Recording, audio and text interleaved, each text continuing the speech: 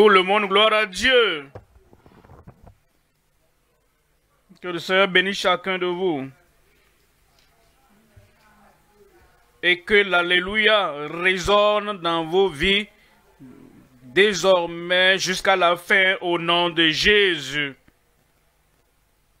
Père, nous te remercions pour ta présence, ta puissance et la lumière de la parole que tu nous accordes. Merci Seigneur pour ce culte d'adoration. Le culte d'adoration mondial. Nous prions que tu nous accordes la compréhension dans la parole, maintenant même, au nom de Jésus. Et que la parole agisse puissamment dans la vie de chacun de nous. Merci pour l'exaucement. Au nom de Jésus, nous prions. Que Dieu vous bénisse et continue à vous bénir à tout moment.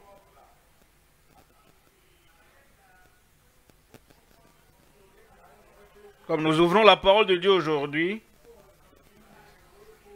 nous parlons de quelque chose que vous devez savoir. Plusieurs mentionnent le mot,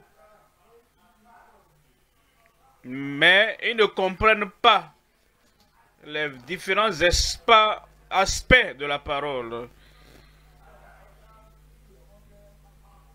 Ils ne savent pas comment ça se passe.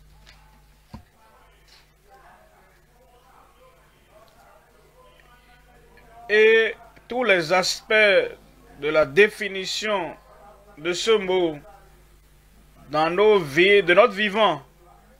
Ensuite, dans l'au-delà. Ce mot est la mort.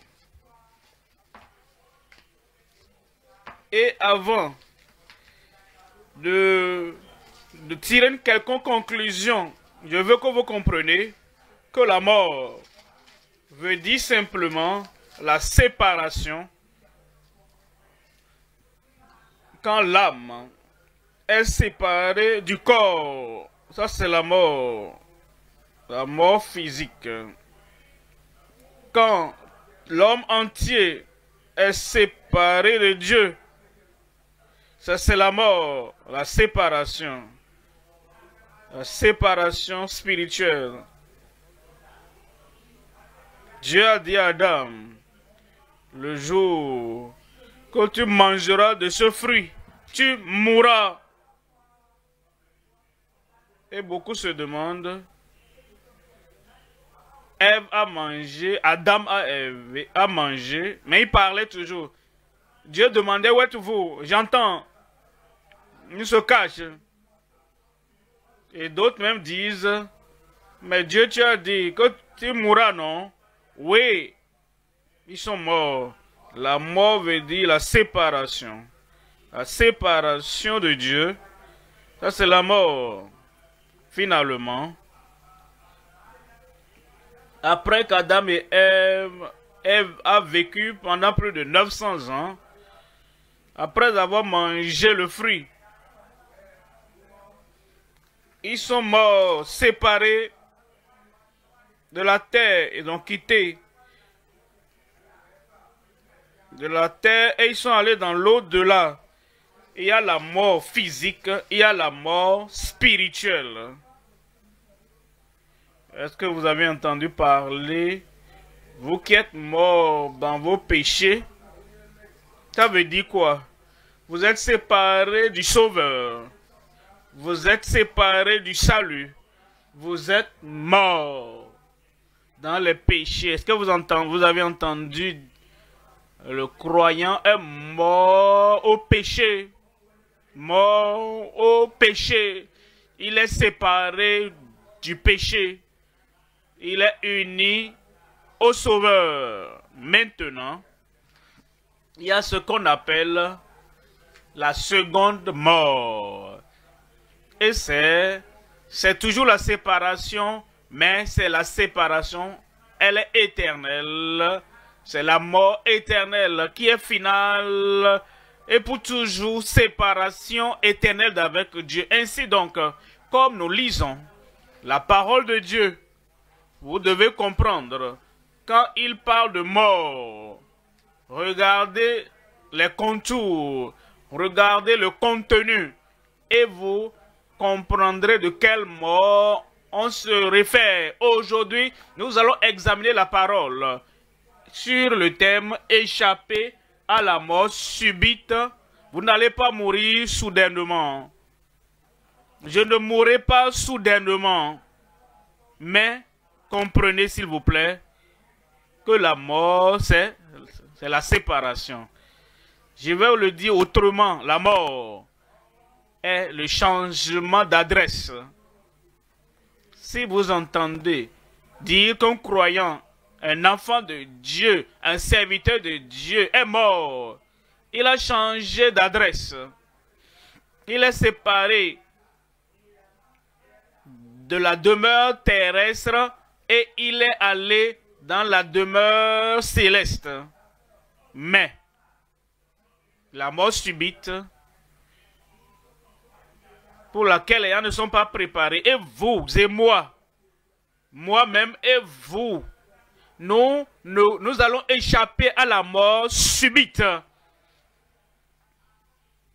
Et nous allons échapper à la seconde mort. Cela veut dire dans l'au-delà.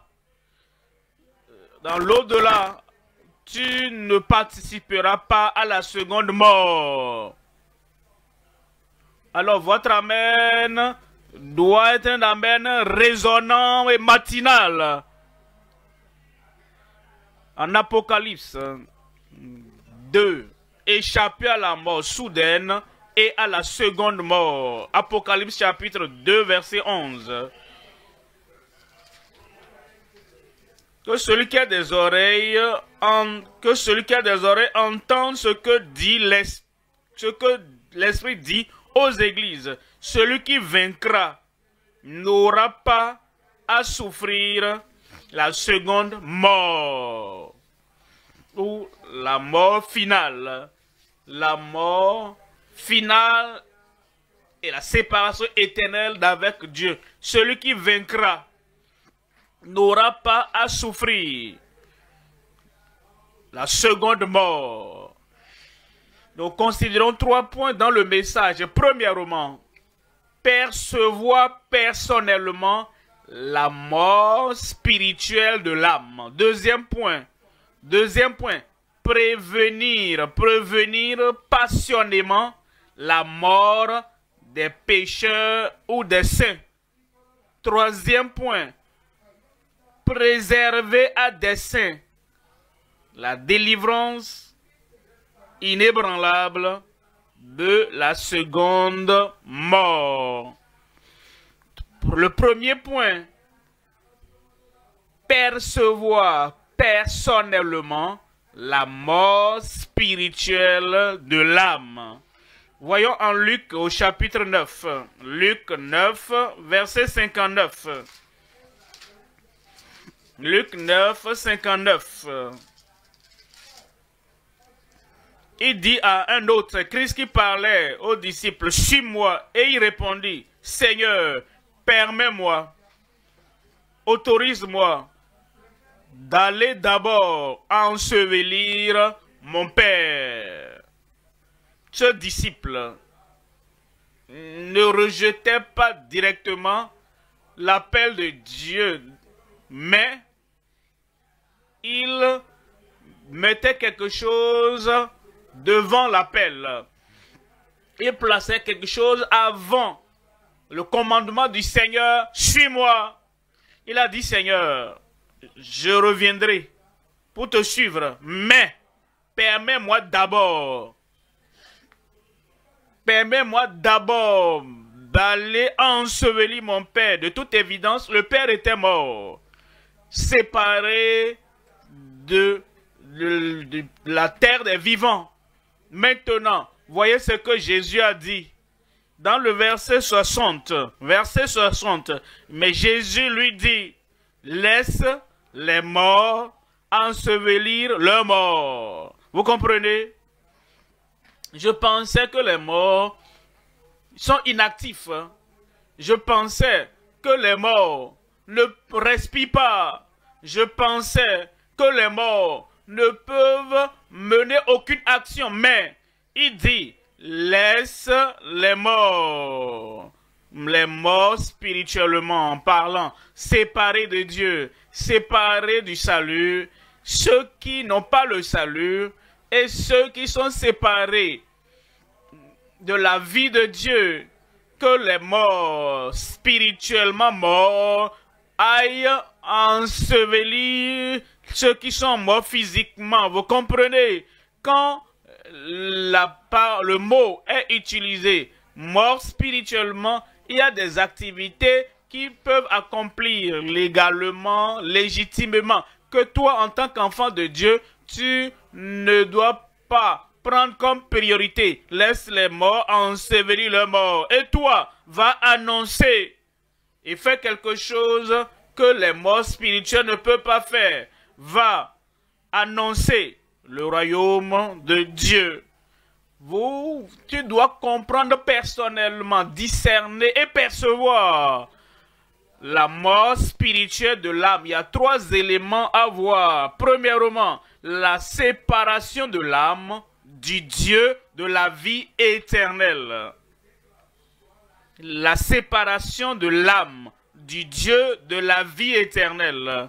Quand quelqu'un est séparé du Dieu de la vie éternelle, celui-là est mort spirituellement. Deuxième élément, la séparation spirituelle du Dieu de l'amour éternel.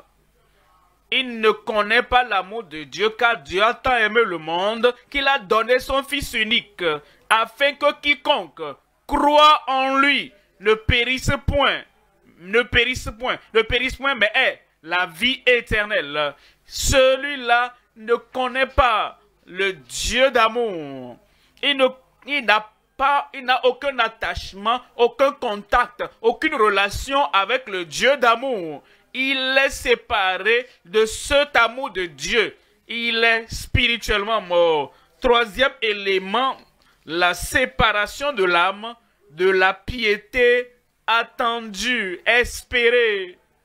Dieu espère que ceux qui sont avec lui, que ceux qui sont en Christ, que ceux-là qui sont vivants en Dieu, il espère qu'ils vivent dans la piété. Mais l'âme qui est séparée de cette piété espérée est morte.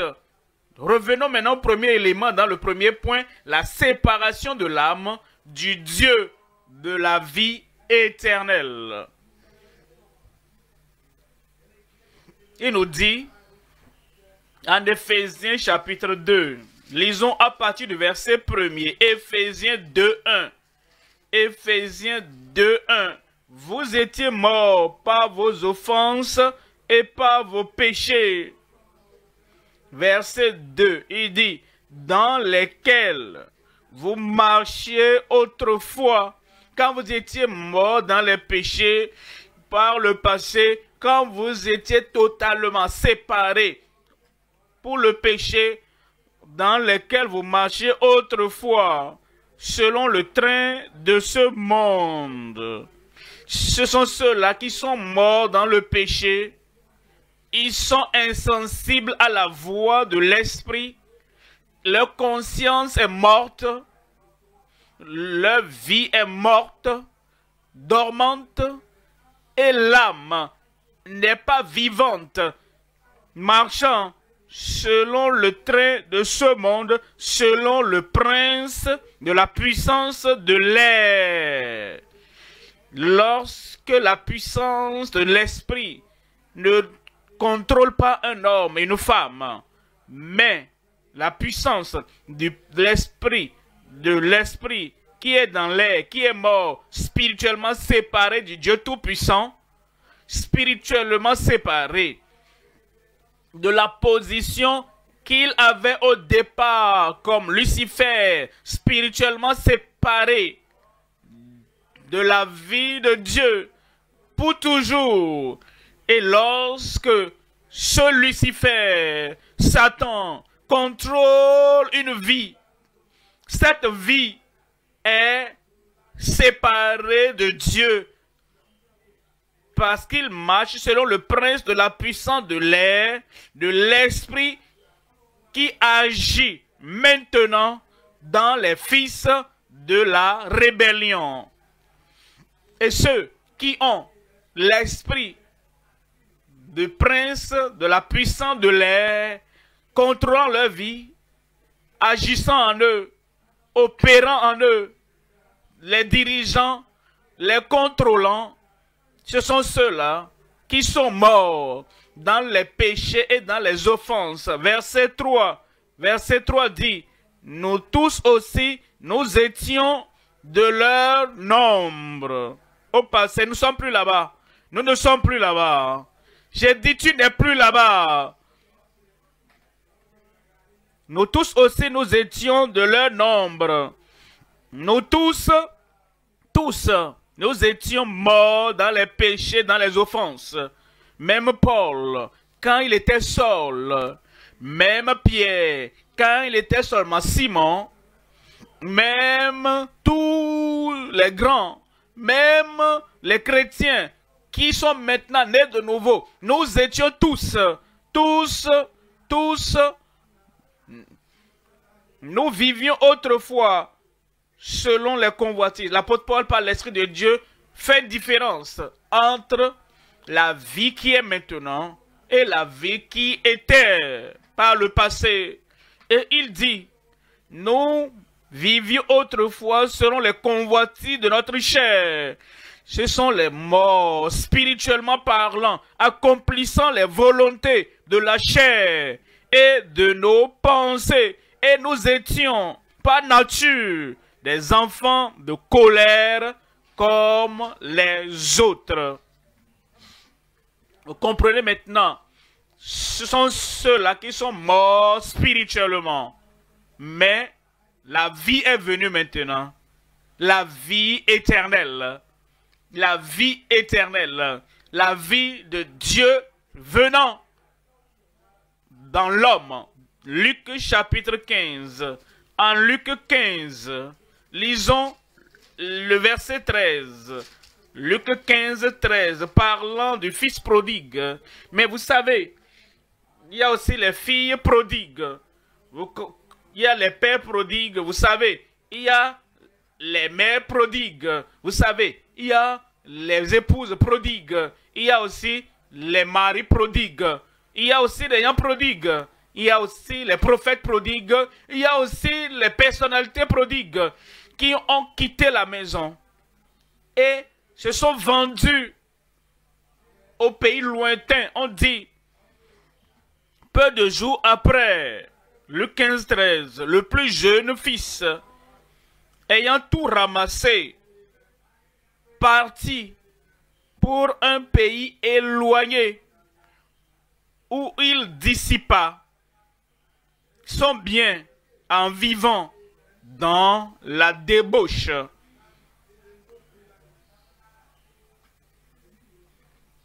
Qu'est-ce qui arrive à un homme quand il gaspille son cerveau? Quelque chose entre en lui et ses cellules sont dispersées et il n'arrive plus à se coordonner. Qu'est-ce qui arrive à un homme lorsqu'il met quelque chose en lui? Et il mène la vie du pays lointain. Et il ne se comporte plus ou n'agit plus comme l'homme régulier normal. Et il gaspille leur argent dans la débauche. Qu'est-ce qui arrive à une personne qui va dans la boîte de nuit et qui gaspille toutes ses ressources? Même l'étude qu'il a, vous n'arrivez même plus à dire que celui-là, est-ce qu'il a jamais mis pied à l'école? Ce qu'il boit le fait tomber dans les fosses et il gaspille tout ce qu'il a, sa force, sa santé, sa vie, sa compréhension, et même il gaspille tout. Les rêves des années passées, tout est dispersé. Maintenant, finalement, ce fils prodigue est revenu. N'importe où tu es allé, tu reviendras au centre de la volonté de Dieu. Tu dois revenir. Parce que si tu ne reviens pas, vous voyez la conclusion de la vie du faux prodigue. Verset 21. Le fils lui dit, mon père, j'ai péché contre le ciel et contre toi. Je ne suis plus digne d'être appelé ton fils. Lorsque quelqu'un perd la dignité du fils de Dieu, lorsque quelqu'un perd la dignité d'être une fille de Dieu, et ta conscience te dit, regarde-toi, est-ce que tu es digne d'être appelé enfant de Dieu? C'est la mort spirituelle, ça. Lorsque un membre d'église, nous, sur vous, et il dit, tu sembles être très éloigné, loin de la grâce, très éloigné de Dieu, éloigné de l'amour, éloigné de la touche tendre de Dieu Tout-Puissant et du contrôle de Dieu sur toi. Spirituellement, tu es mort parce que tu n'es pas digne d'être appelé fils de Dieu, fille de Dieu.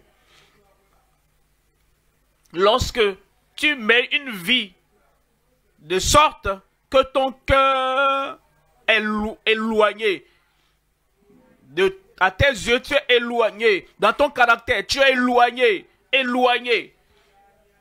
Et tu as péché contre le ciel. Et tu as péché contre l'homme. Ça, c'est la mort spirituelle. Verset 24. Verset 24. Car mon fils, que voici, était mort. Était mort. Il est allé dans le pays lointain. Il n'est pas mort là-bas physiquement, mais séparé de Dieu, séparé du Père, séparé de la maison, séparé de la décence, séparé de la vie normale d'un enfant de Dieu mort. Mon fils que voici était mort et il est revenu à la vie. Ça, c'est la joie dans la famille. Revenant. Vivant encore. Encore vivant. Encore vivant. Le Seigneur. Que Dieu te permette d'avoir cette nouvelle vie. Cette vie éternelle. Vivant une fois encore. Est-ce que quelqu'un là-bas dont je parle à quelqu'un vivant encore. Vivant encore. En Christ, amen. Ta vie en Christ, amen. Retour à la maison. Retour dans la maison, dans la présence du Père. Il était perdu et il est retrouvé. Le mort, le perdu, c'est la même chose. Le perdu, ceux qui sont perdus à toute chose que Dieu a pour eux. Perdu sans salut, perdu sans la vie éternelle, perdu sans le fruit normal de l'esprit qui caractérise un croyant. Il était perdu et il est retrouvé. Et ils commencèrent à se réjouir. Le ciel se réjouit lorsqu'un pécheur revient à la maison. Le ciel va se réjouir sur toi. Amen. Deuxième élément maintenant, la séparation spirituelle du Dieu de l'amour éternel. Comment un homme peut-il vivre sans l'amour que Dieu manifeste quand il a envoyé son Fils unique? Voyez ceci, En 1 Timothée chapitre 5, verset 6. 1 Timothée 5, 6. Mais celle qui vit dans les plaisirs, voyez cela, est vivante, elle n'est pas encore morte. Quoique vivante, elle n'est pas encore enterrée. Quoique vivante, dans la mondanité, vivante, dans tous les divertissements et les choses insensées que les gens du monde font, vivante dans la pollution, vivante dans la corruption, vivante dans les plaisirs du monde. Aucun plaisir pour l'esprit. Tout ce dont elle jouit, ce sont les choses du monde. Et il dit que cette femme mondaine on dit que cette personne qui vit, qui se livre au plaisir du monde, elle qui vit dans les plaisirs est morte, quoique vivante. Elle vit. Voyez-la. Où es-tu? Je te verrai plus tard. Elle est dans la boîte de nuit. Où es-tu? Elle est avec ceux-là qui sont en train de se balader, glorifiant la chair. Tout le corps, pratiquement, tout est exposé au monde. En train de publier au monde, me voici. Venez me chercher ici. J'ai l'âge de me marier, mais aucun homme n'est là. Alors, je veux exposer l'anatomie de mon corps à tout le monde pour que quiconque peut me prendre, je suis prête. Elle mène une vie de plaisir mondain. Et la Bible dit, celle qui vit dans les plaisirs est morte, quoique vivante. Ça, c'est la mort spirituelle. Proverbe 21, 16. Proverbe 21, verset 16. L'homme qui s'écarte du chemin de la sagesse reposera dans l'assemblée des morts. L'homme n'est pas là pour participer au culte d'église. Où es-tu? Il se balade. Il s'est égaré dans l'assemblée de ceux-là, dans la compagnie de ceux-là, au milieu des gens qui sont spirituellement morts. Ils ne pensent pas à Dieu, ils n'écoutent pas Dieu, ils n'ont pas la parole de Dieu, ils n'ont aucun intérêt à la parole de Dieu. Et cet homme, qui était un enfant de Dieu, né de nouveau, est devenu prodigue. Il est maintenant un vagabond. Et il se balade par-ci, par-là, cherchant la satisfaction. Et la satisfaction n'est pas dans la bouteille. Il va là-bas, cherchant l'accomplissement. Et l'accomplissement n'est pas au milieu de ceux vers qui il va, l'homme qui s'écarte du chemin de la sagesse, de la voie de la compréhension, reposera dans l'assemblée des morts. Il n'est pas encore mort physiquement, mais il est mort spirituellement. Troisième élément maintenant, la séparation de l'âme, de la piété espérée. Vous savez, il y a un niveau de vie que Dieu espère dans la famille de Dieu. Et si tu es un vrai enfant de Dieu, tu dois manifester ce niveau de piété qui va te séparer, te démarquer de ceux-là du monde. Si cette démarcation n'est pas là, dans ton apparence, si cette démarcation n'est pas visible dans ton habillement, si cette démarcation n'est pas visible dans ton caractère, si cette démarcation n'est pas là, dans ton style de vie, alors tu es séparé de Dieu, de l'âme, parce que la piété espérée n'est pas visible. Jacques au chapitre 5. Lisons ici à partir du verset 19. Jacques 5, 19. Jacques 5, 19. Mes frères, si quelqu'un qui est un frère, vous êtes frère, si quelqu'un c'est une sœur, quelqu'une c'est une sœur, si quelqu'un parmi vous s'est égaré loin de la vérité, un frère, une sœur, quitte la vérité et s'égare loin de la vérité, c'est un homme, c'est une femme qui allait partout avec un mégaphone. Si vous ne naissez de nouveau, vous ne verrez pas le royaume de Dieu. Très zélé, le matin, il criait fort, repentez-vous, car le royaume de Dieu est proche.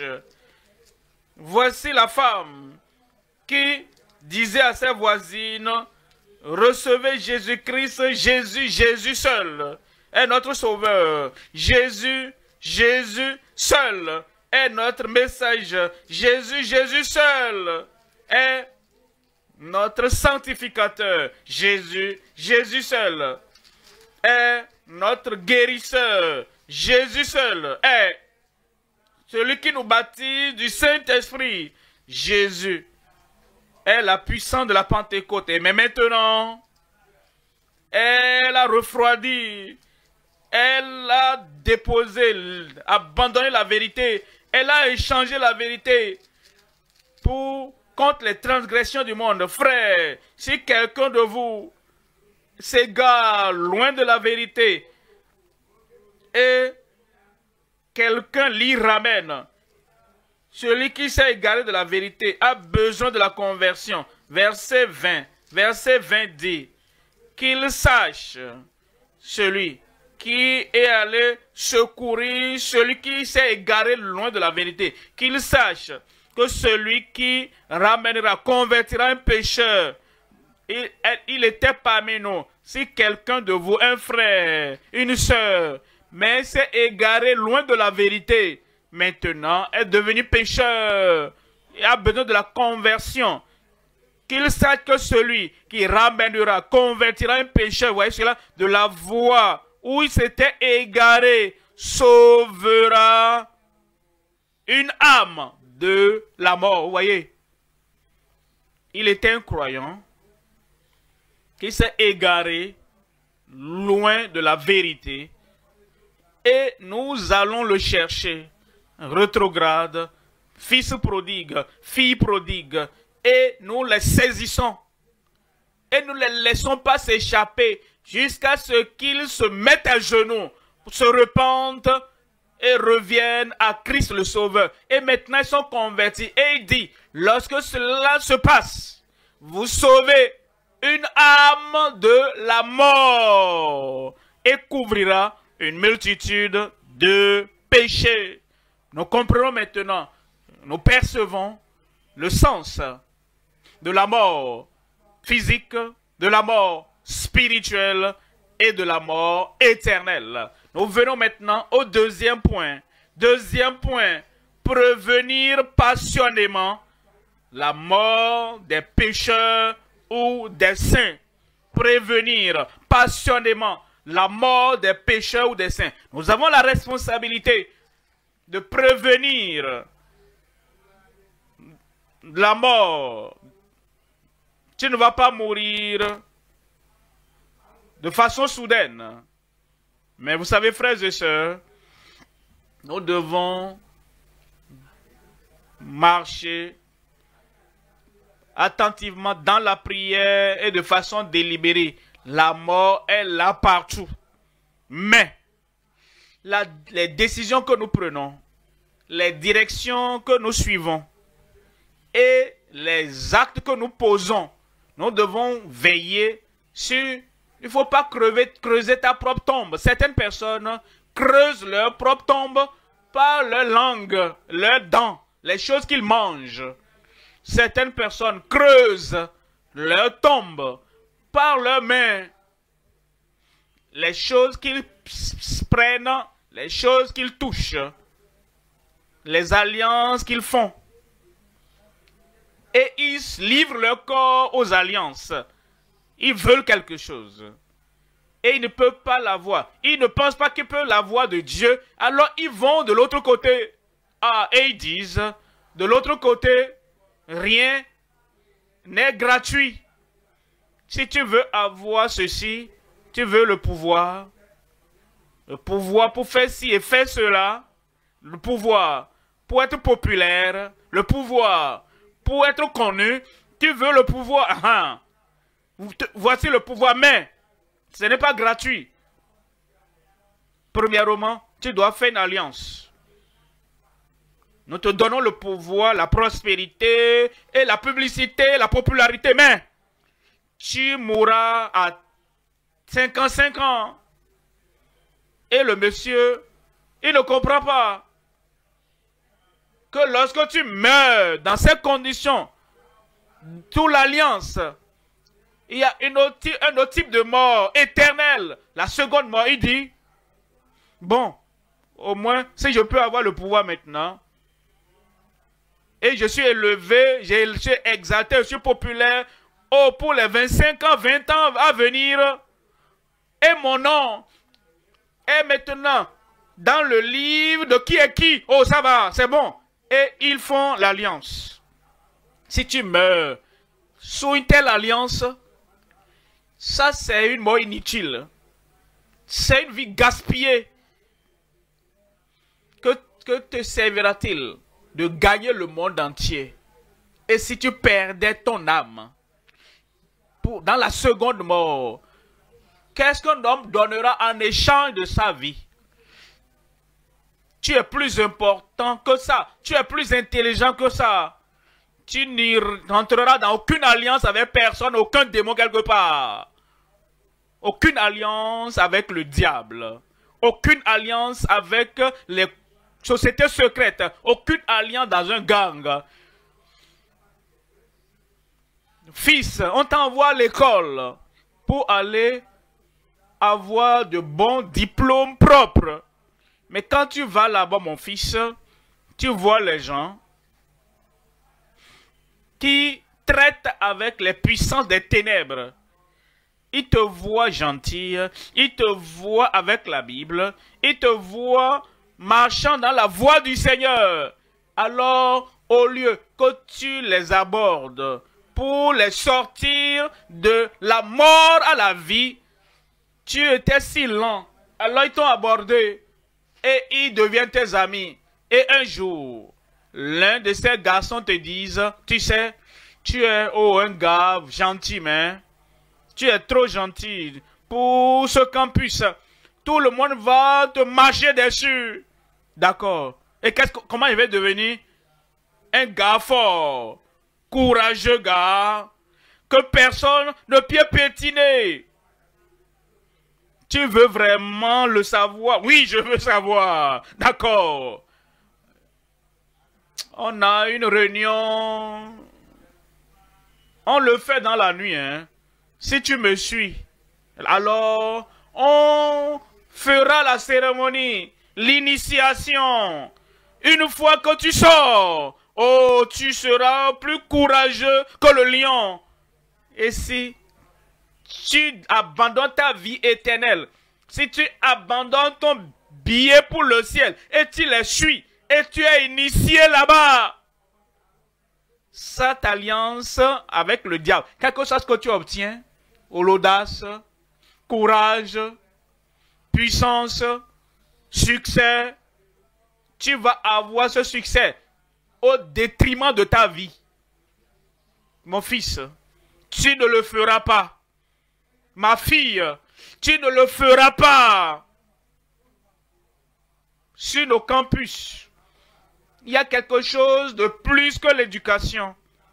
Il y a quelque chose de plus que aller au cours. Il y a quelque chose de plus que finir avoir son diplôme. Ces autres choses-là, les choses extra-programmes-là qui vont ôter ta vie, sont annulées de ta vie au nom de Jésus. Prévenir passionnément la mort des pécheurs ou des saints. Il y a 3 éléments à voir. Premièrement, sauver passionnément les âmes de la mort. Deuxième élément, chercher délibérément les pécheurs avant la mort. Et troisième élément, protéger dans la prière les saints de la mort prématurée. Voyons le premier élément. Sauver passionnément les âmes de la mort. Courez après eux, atteignez-les, afin qu'ils ne périssent pas. Tes voisins ne vont pas périr. Les membres de ta famille ne vont pas périr. Touche-les, atteins-les. Prêche-leur la parole de vie. Ézéchiel, au chapitre 18, verset 23. Ézéchiel 18, 23.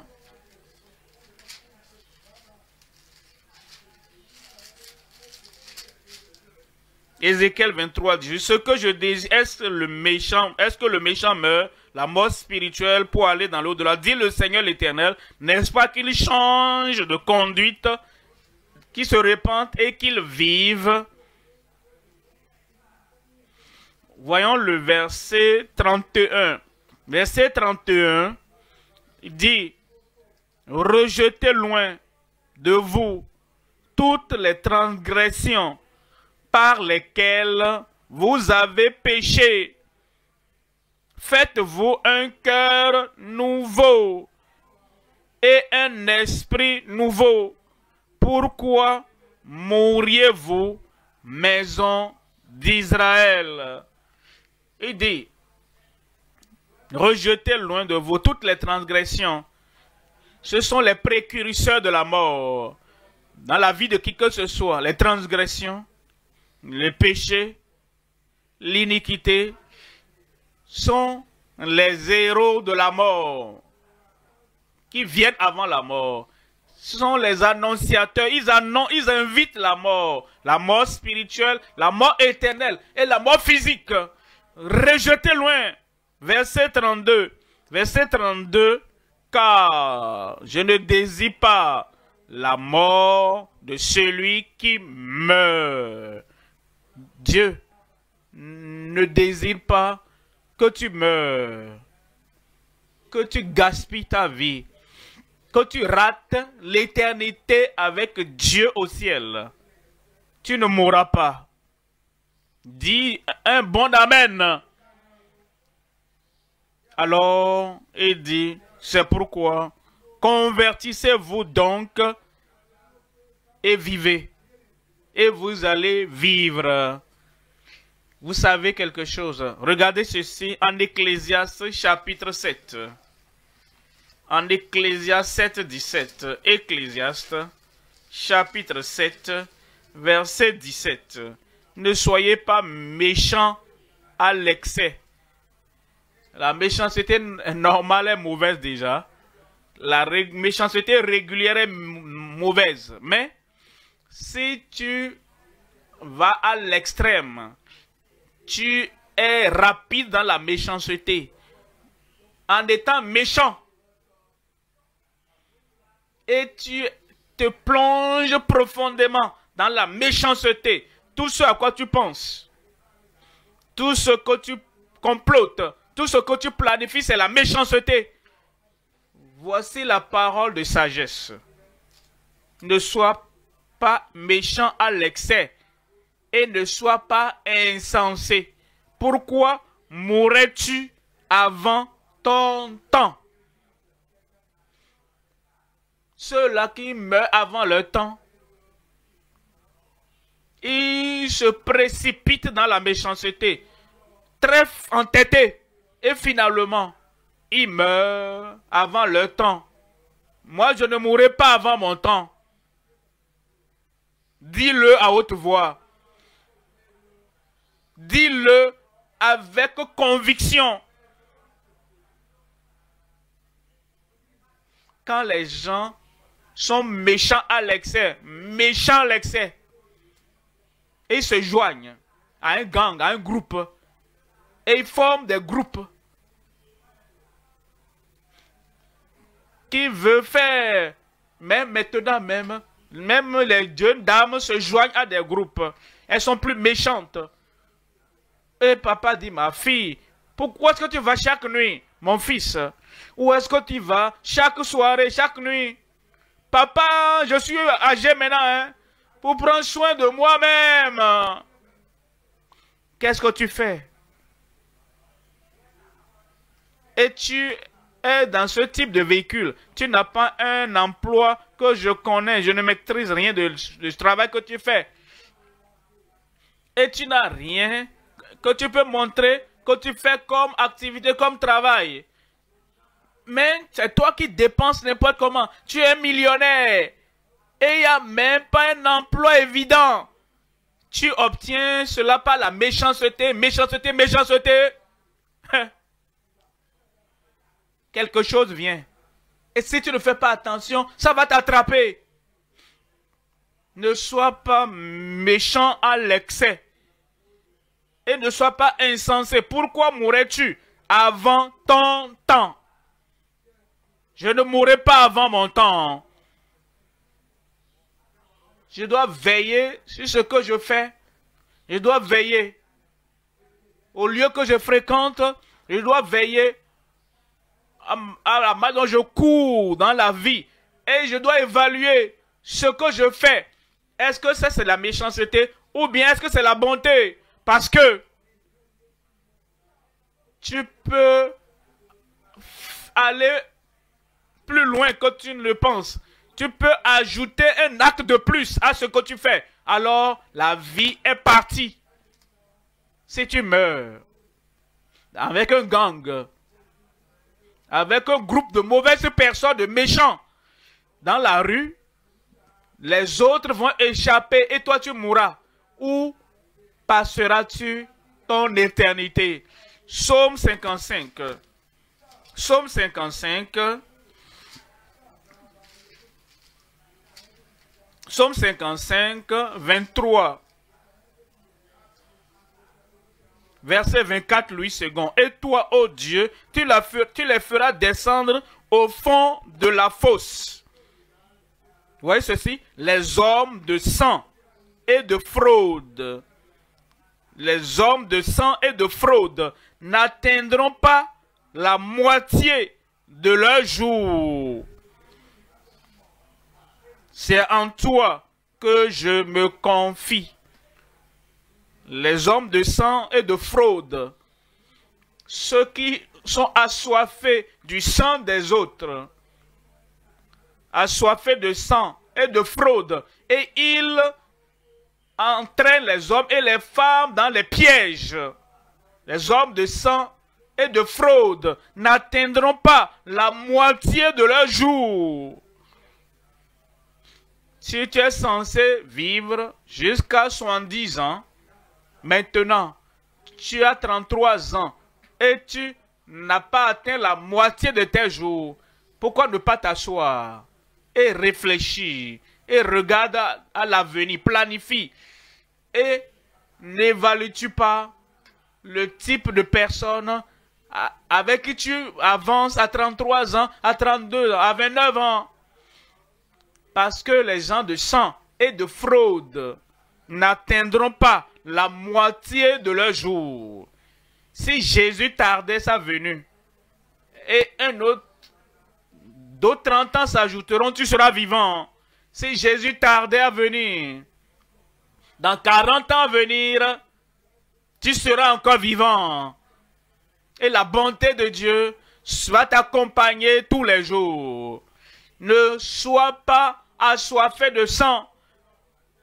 Quelqu'un qui verse du sang, une femme qui verse du sang, parce qu'ils n'atteignent pas la moitié de leur... Ils ne vivent pas longtemps. Ils ne vivent pas longtemps. Ils n'atteignent pas la moitié de leur jour. Quelqu'un dit, « Hey, prédicateur, j'ai 57 ans et je suis vivant. » Homme, écoute la parole de sagesse. Est-ce que tu es passé par la radio de Dieu qui t'a montré ton cœur et il n'y a pas un trou là-bas et il n'y a pas de trou dans ton cœur de faiblesse et les médicaments que tu prends avant de dormir et les médicaments que tu avales pour être éveillé et les médicaments que tu avales pour contrôler l'urine et les médicaments que tu avales pour contrôler ta respiration. Est-ce que ça ne te montre pas que l'homme est en train de mourir à petits coups, à petit feu? Si tu meurs 1% par jour, 2% chaque jour, 5% en une semaine, et tu meurs 20%, et tu meurs à petits coups. Dans peu de temps, quelque chose qui arrive chaque jour va atteindre 100. Et une fois que 100%, ah, j'ai vu l'homme hier, j'ai vu cette femme la semaine passée, mais maintenant, il pleure. Nous n'allons pas pleurer pour toi. C'est pourquoi tu es venu ici, afin que la vie revienne en toi. Je suis content de t'avoir ici. La longévité t'est réservée au nom de Jésus. Deuxième élément, cherchez délibérément les pécheurs avant la mort. Nous cherchons les pécheurs avant la mort. Voyons 2 Pierre au chapitre 3. Lisons le verset 9. Le Seigneur ne tarde pas dans l'accomplissement de la promesse, comme quelques-uns le croient. Mais il use de patience envers nous, ne voulant pas qu'aucun périsse, même les méchants, même les insensés, même les pécheurs, même les charnels, même ceux qui sont dans la convoitise. Il ne veut qu'aucun périsse. Qu'est-ce qu'il veut? Que tu périsses? Est-ce qu'il est content que tu périsses? Je vous vois et je ne vous entends pas. Il n'est pas content que tu périsses et tu ne vas pas périr. Mais il use de patience envers nous, ne voulant pas qu'aucun périsse sous le soleil, qu'aucun sous une bâche, quiconque, dans aucune assemblée, qu'aucun périsse, mais que tous arrivent à la repentance. Donnez-moi un bon amen. Je vois un homme, pas ici, là-bas, dans la Bible, tout le monde donnait l'offrande. Et personne n'obligeait personne. D'autres ont vendu leur maison et ils ont amené l'argent à l'apôtre. C'est bon pour eux. Mais personne n'était obligé, contraint. Et il y avait un homme là-bas. Il voulait l'honneur. Il voulait la louange des hommes. Alors il a vendu ses biens. Jusque-là, c'est bon. Maintenant, il a amené une partie et il a gardé l'autre partie secrètement. Pas de problème. Et il est venu maintenant vers l'apôtre.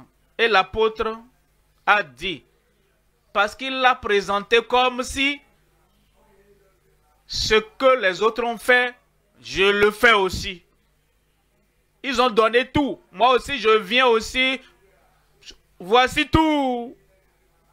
Et Pierre, l'apôtre, a dit à Ananias, dis-moi encore, est-ce que c'est tout l'argent? C'est ce que je viens de te dire, non, c'est tout. Pourquoi? Satan a-t-il rempli ton cœur? Tu n'as pas menti à un homme ordinaire, à un apôtre. tu as menti à Dieu. Alors, en entendant cela, il est tombé. Et il a une crise cardiaque, il est mort. Une mort inutile. Et la femme, 3 heures plus tard, elle est venue. Oh, Saphira, bien sûr la bienvenue. Qu'est-ce que tu es venu faire? Bon, je suis venu confirmer que ce que nous sommes entendus faire, nous avons tout donné. Pierre dit, femme, pourquoi? Comment vous êtes-vous entendu pour mentir contre le Saint-Esprit? En entendant cela, elle est tombée, elle est morte, elle a une crise cardiaque. Une mort inutile. Tu dois chercher délibérément ceux qu'on précipite à la mort, pour la mort inutile, pour qu'ils soient sauvés avant le pas suivant, avant qu'ils soient sauvés avant la tromperie suivante. Le mensonge de tromperie ne va pas écourter ta vie. Donnez-moi un meilleur amen. Vous savez, Satan doit entendre ton amen. C'est suffisant pour chasser ce Satan loin de toi. Voyez quelque chose. Proverbe 10. Verset 27. Proverbe 10. 27. La crainte de l'Éternel augmente les jours. L'honneur que tu as pour Dieu, la crainte que tu as pour Dieu, ta vie sera prolongée. Mais, un grand mais les années des méchants sont abrégées. Les années des méchants. Dieu veut arrêter cet homme méchant à mi-chemin pour qu'il ne continue pas à nuire à plus de personnes. Les créatures de Dieu n'ont plus de repos, n'ont plus de paix, et souffrent et crient. Et c'est à cause de cette méchanceté de cet homme méchant. Et Dieu dit, j'entends leurs cris. Et ces méchants, les années des méchants sont abrégées. Que Dieu préserve ta vie. Que Dieu te garde. Vous voyez un jeune homme courir. Et comme je le regarde, où est-ce que tu vas? Laisse-moi. Je veux aller vers le roi David immédiatement maintenant. Quel message as-tu pour lui? Ne t'en soucie pas. Et il va vers David. Ô roi, vis éternellement. Qui es-tu? D'où viens-tu? Je viens du champ de bataille. Quoi? Qu'est-ce que tu as vu là-bas? Bon. Tes ennemis, ton ennemi juré, Saül, est mort. Comment tu sais qu'il est mort? Il est tombé. Ils l'ont tiré dessus et il voulait mourir.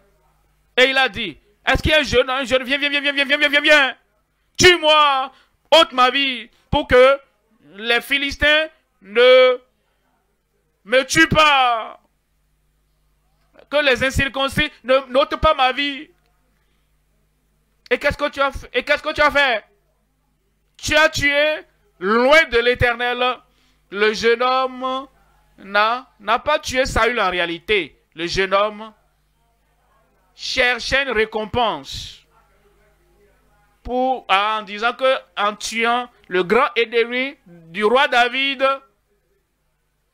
alors David a dit, de ta bouche, tu as déclaré que c'est toi qui as tué loin de l'Éternel.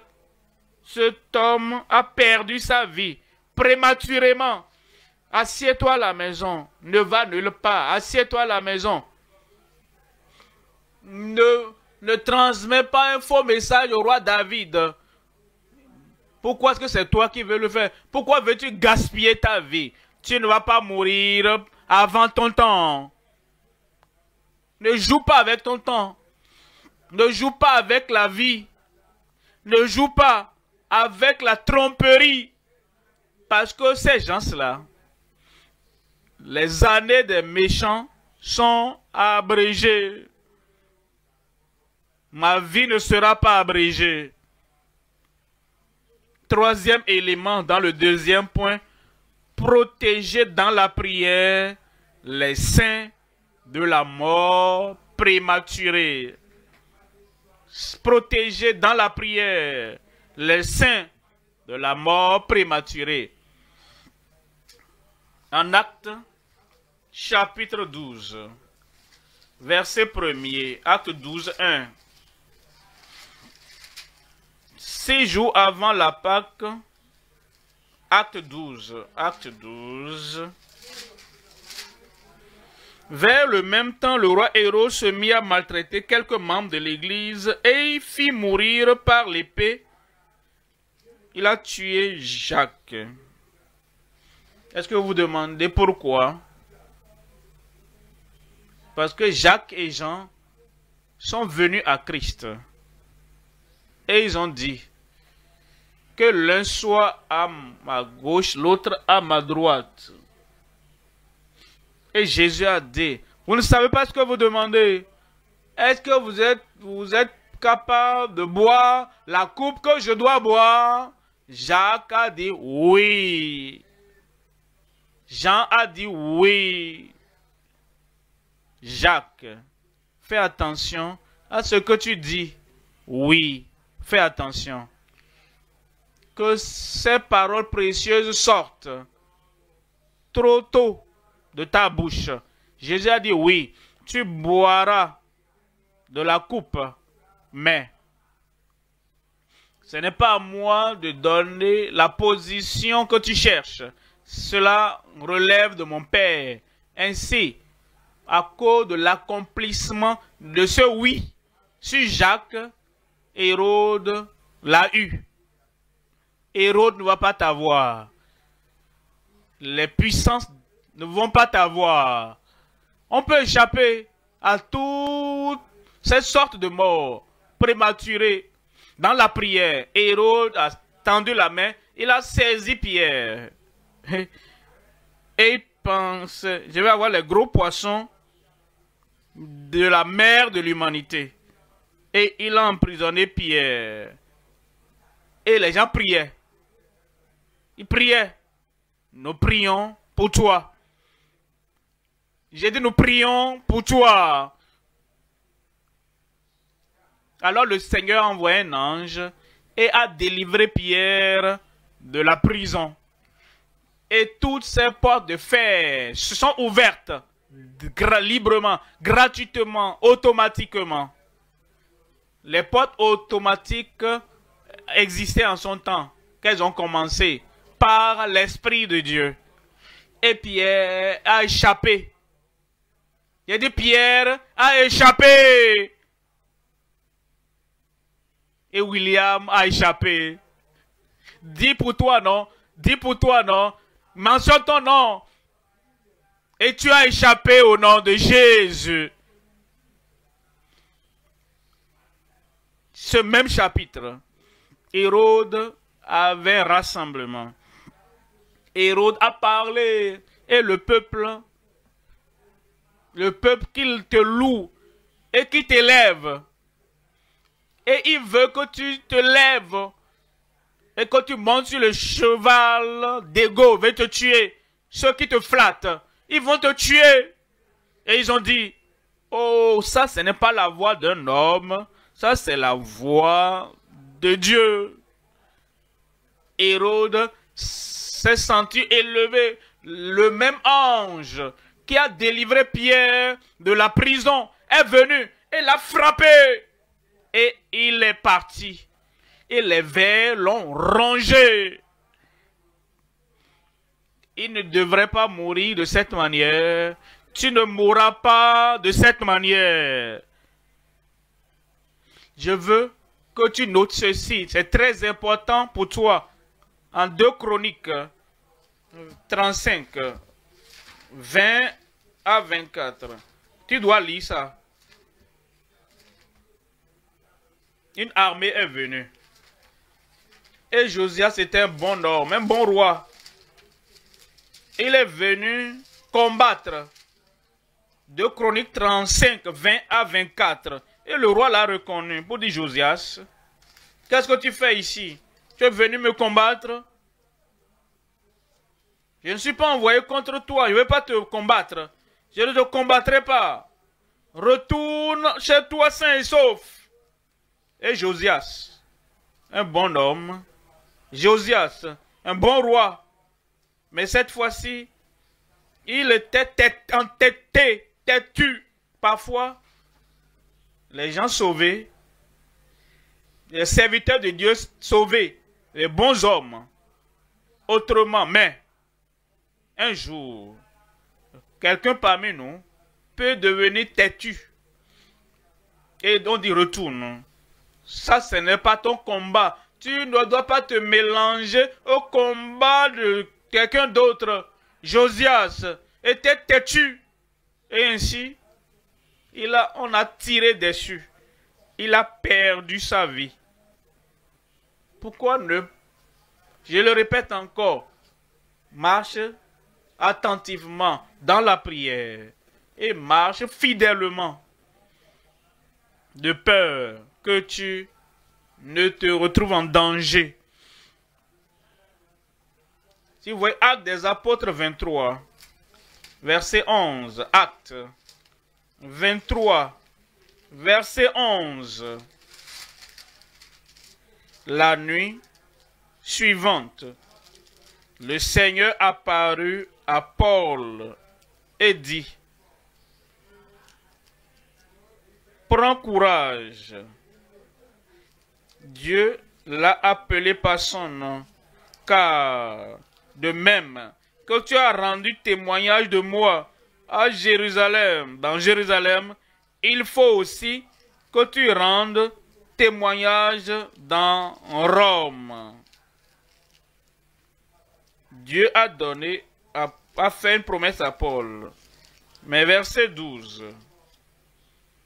Car plus de 40 personnes s'étaient liguées.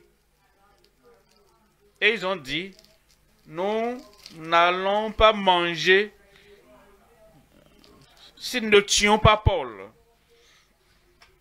Et ils sont allés vers le roi. Et ils ont dit: fais-nous une faveur, appelle Paul. Comme si tu veux examiner son cas pour comprendre plus ce qui se passe. Et avant qu'il ne t'arrive vers toi, en route, nous allons le tuer. Rappelez-vous, verset 11, Dieu a fait une promesse. Rappelle-toi, ce dernier mois de 2024, Dieu t'a fait une promesse. Il va prolonger ta vie. Tu ne mourras pas prématurément. Mais, ces 40 plus nombreux se sont ligués pour le tuer. Et le fils de la sœur de Paul est venu vers lui et lui a dit: Paul, est-ce que tu sais quoi? J'ai entendu dire, et je sais, que plus de 40 personnes cherchent à t'ôter la vie. Et ils veulent demander à l'autorité de te libérer pour que tu viennes. Et pendant que tu es en route, ils vont finir avec toi. Maintenant, croyons, apprenons de Paul. Paul n'a pas dit: fils, ne t'en fais pas. Ils perdent le temps. Le Seigneur, mon berger, je ne manquerai de rien. Si je marche dans la vallée de l'ombre de la mort, je ne crains aucun mal. Oh, ton bâton, ta houlette me conforte. Tu dresses une table devant moi, en face de mes ennemis. Ma coupe déborde. Non, Paul n'a pas cité le verset là. Paul a dit: officier, amène ce jeune homme vers l'homme d'autorité, qu'il dise à l'homme ce qu'il vient de me dire. Ça, c'est la sécurité, Ce garçon a dit à l'homme en autorité. Il dit ne dis à personne d'autre.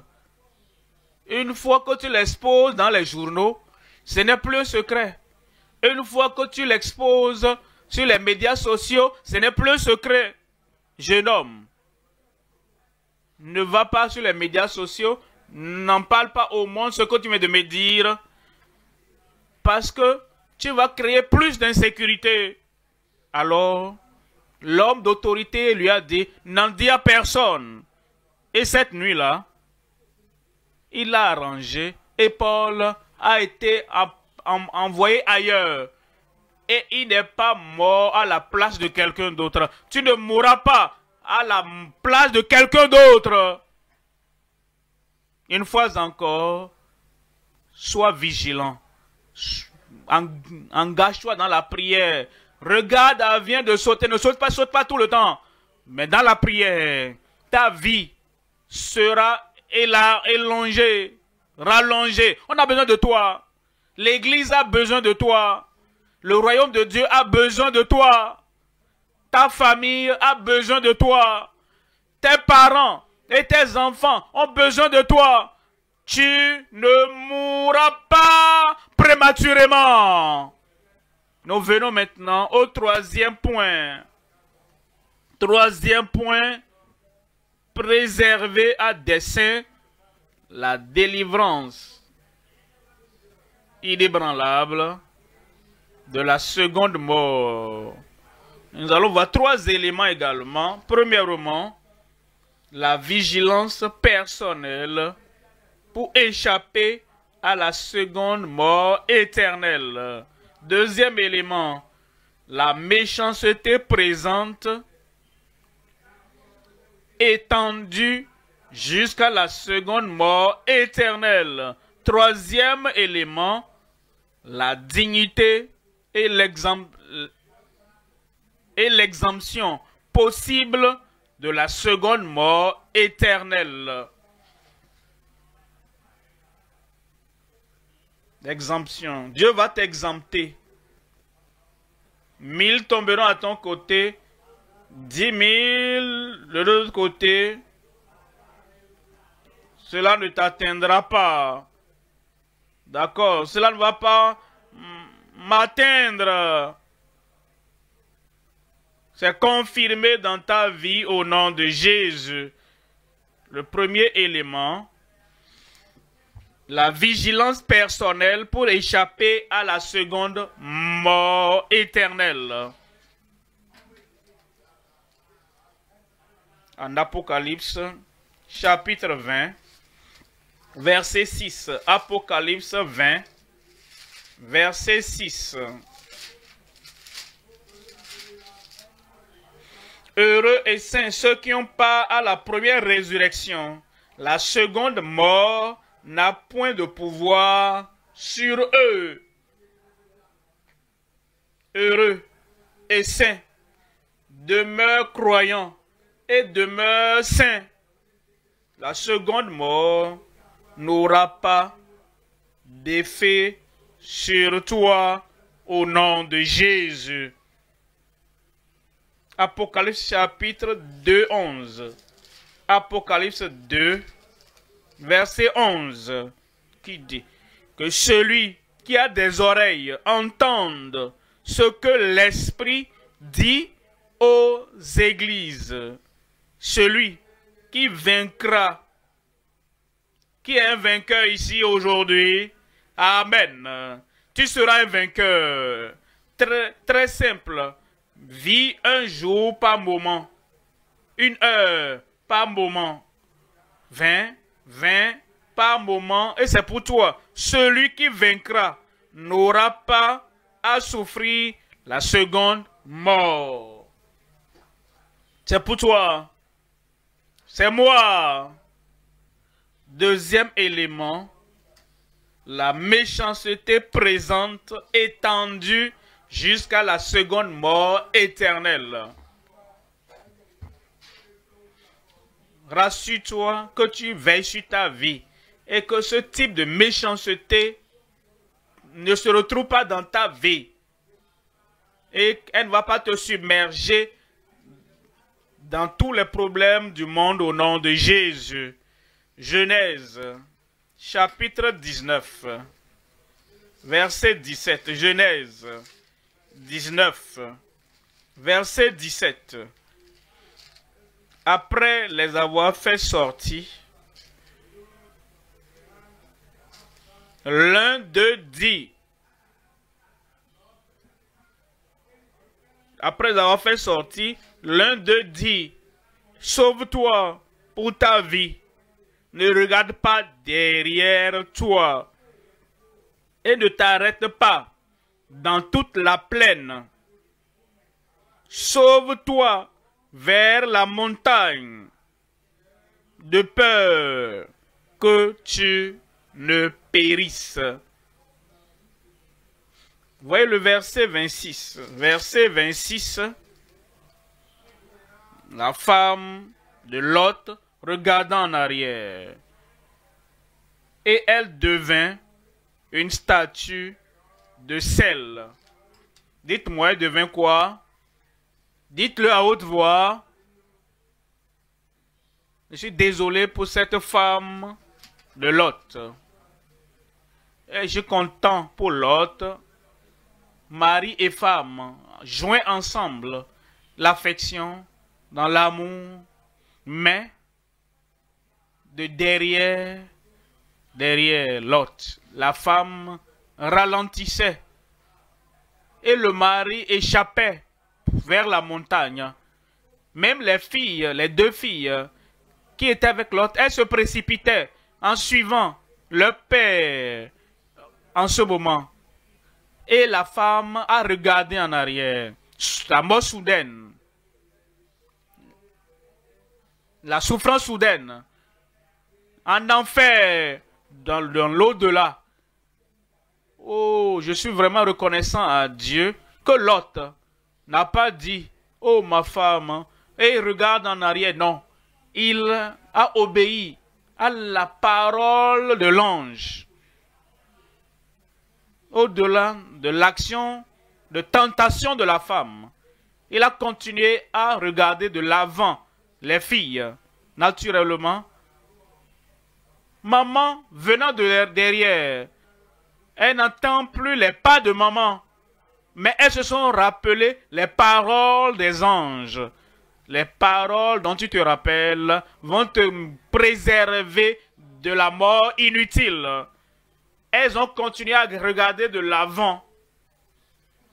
Mais plus de pas derrière, plus de bruit derrière. La femme de Lot était devenue une statue de sel. Pourquoi ne pas t'arrêter de regarder en arrière, de regarder en arrière, de regarder en arrière? Un jour, tu ne sais pas quel jour, ce qui peut arriver au cours de ce dernier regard en arrière. Je ne regarderai pas en arrière. Tu ne regarderas plus en arrière. Tu arriveras au sommet de la montagne. Tu parviendras à la terre promise. Oh, nous serons vraiment heureux quand nous arriverons là-bas et nous chanterons le cantique que les anges ne peuvent chanter. Quand nous serons là-bas, nous nous joindrons aux anges pour fredonner le cantique du ciel. Mais quand nous chanterons le cantique des rachetés, les anges se tairont. Parce qu'ils n'ont pas été rachetés comme nous l'avons été. Et quand nous chanterons à l'autre rivage, ce jour-là, ta voix résonnera. Tu chanteras. Je dis, tu chanteras. Parce que tu as refusé de regarder en arrière. Troisième point, troisième élément maintenant dans le troisième point, la dignité et l'exemption possible de la seconde mort éternelle. Tu seras exempté. Je serai exempté. Tu ne périras pas à la seconde mort au nom de Jésus. Par la foi, tu es sauvé. Tu survivras juste. Par la foi, tu vas demeurer juste. Et tu vas continuer à marcher, marcher, marcher. Et à marcher par la foi. Dans peu de temps, nous serons tous là. Hébreux chapitre 10, verset 38. Hébreux chapitre 10, verset 38. Et mon juste vivra par la foi. Mon juste vivra par la foi. Le justifié vivra par la foi. Mais si se retire, mon âme ne prend pas plaisir en lui. Verset 39. Nous, mais nous ne sommes pas de ceux qui se retirent. Est-ce qu'on parle de toi? Est-ce que la Bible parle de toi là-bas? Tu ne fais pas partie de ceux qui se retirent pour se perdre, mais de ceux qui ont la foi. Parce que tu ne vas pas te retirer, mais tu fais partie de ceux qui ont la foi. Tu as la foi pour sauver leur âme. Est-ce qu'il y a un croyant là-bas aujourd'hui? J'ai dit, est-ce qu'il y a un croyant là-bas aujourd'hui? Où es-tu là-bas? Je crois. Je vais continuer à croire jusqu'à ce jour glorieux au nom de Jésus. Que Dieu te garde fidèle, que Dieu te tienne la main, que le Seigneur te rende digne jusqu'à ce jour final. Si on ne se rencontre plus ici de cette manière, tout le monde ici-bas, on se rencontrera au pied, à la porte du ciel. On se rencontrera là-bas. Parce que j'ai pris la décision. Je serai là. Que Dieu te bénisse pour cela. Nous serons tous ensemble là-bas. Pourquoi ne pas te lever et dire au Seigneur, je serai là. Seigneur, me voici, me voici. Je comprends les différents types de morts. La mort spirituelle, la séparation de Dieu. Viens et sois uni à Dieu. Parle au Seigneur. Le sang de Jésus-Christ qui bâtit le pont entre le Dieu saint et l'homme pécheur. Viens sur ce pont et tu es uni à Christ, converti par Christ. Ça t'apporte la vie éternelle. Et maintenant, il y a la mort physique.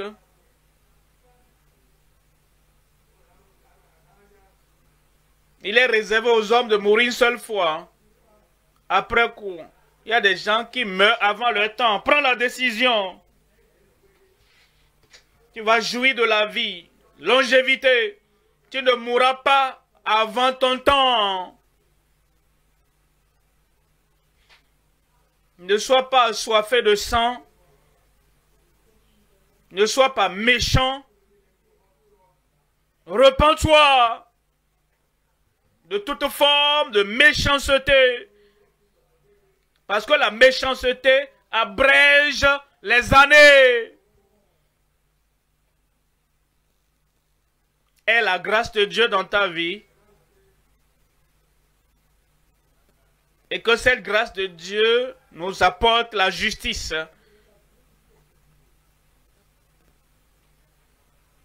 Aide d'autres personnes à comprendre. Atteins les autres avant qu'ils ne meurent.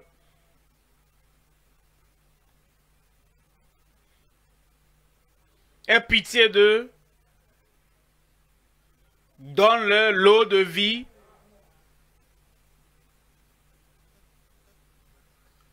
Présente-leur le pain de vie.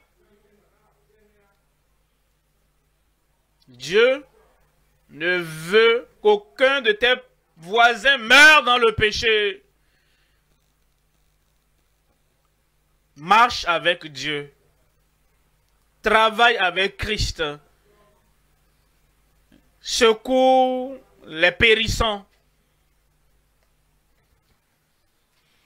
Et comme Dieu t'a donné la vie, attache-toi à cette vie. Aucune alliance avec Satan.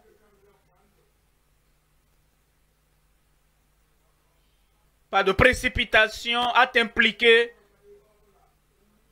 dans les affaires qui ne te concernent pas. Ta vie est précieuse.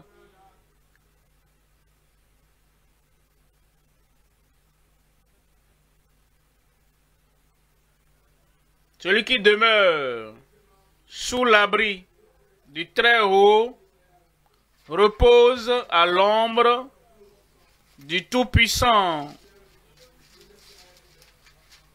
1000 tomberont à ton côté, 10 000 à ta droite. Cette mort ne t'atteindra pas. Tu regarderas seulement de tes yeux et tu verras la rétribution des méchants. Il va te satisfaire du salut et de longévité. Longévité, frère, sœur, longue vie. Papa, longue vie. Maman, longue vie. Il va te satisfaire de tout cela. Marche dans la prière. Marche attentivement. Joyeusement aussi. Le Seigneur de ton côté. Tu es du côté du Seigneur. Tu es un vainqueur.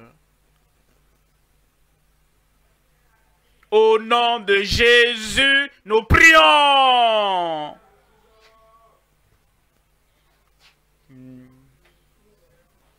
Peuple de Dieu gracieux, merveilleux, l'amen ne va jamais cesser dans votre bouche.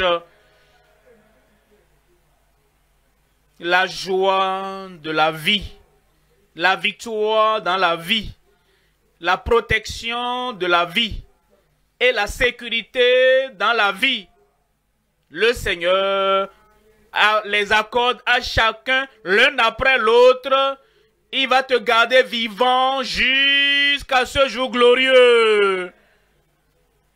Lève ses mains, Père, au nom puissant de Jésus.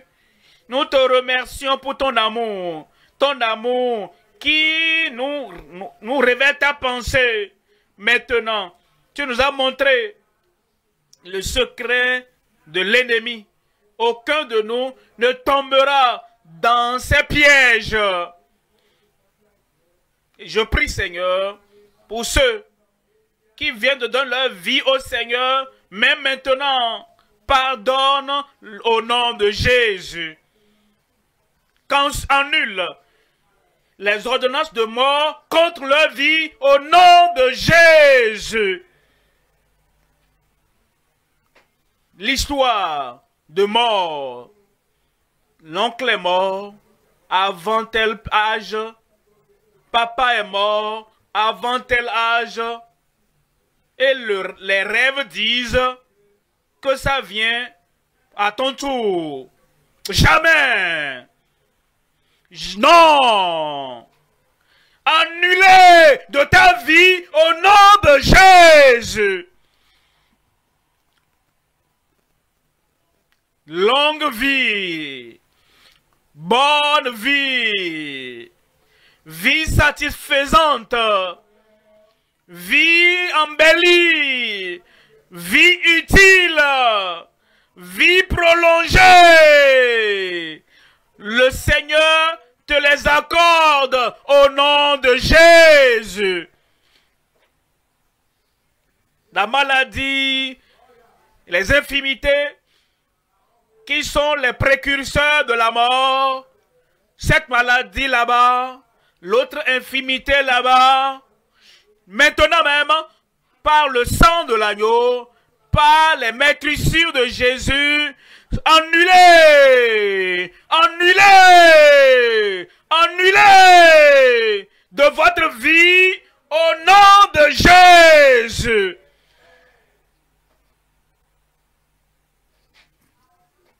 Tu vivras ta vie pleinement.